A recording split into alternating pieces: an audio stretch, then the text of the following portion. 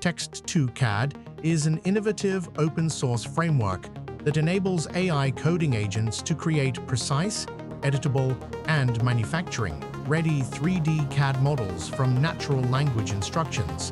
Unlike traditional AI 3D generators that produce static mesh objects, Text-to-CAD focuses on true parametric modeling by generating structured CAD code using Python, Build 123, and OpenCascade.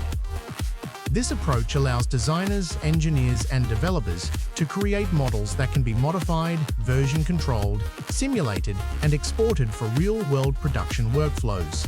The platform introduces an agent-driven CAD workflow, where AI assistants such as Codex and Claude Code can understand design requirements, write parametric modeling scripts, and iteratively refine mechanical components through conversational commands.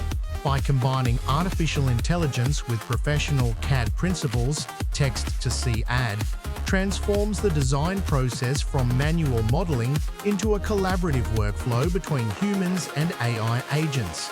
Text-to-CAD supports industry-standard engineering formats including STEP, STL, 3MF, DXF, GLB, and URDF, making generated models compatible with manufacturing pipelines, 3D printing workflows, robotics simulations, and engineering applications.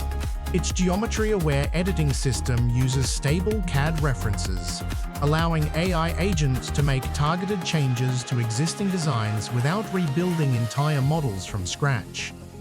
Built with local first principles, Text-to-CAD includes a lightweight reactive Vite visualization interface for inspecting generated geometries without depending on cloud platforms.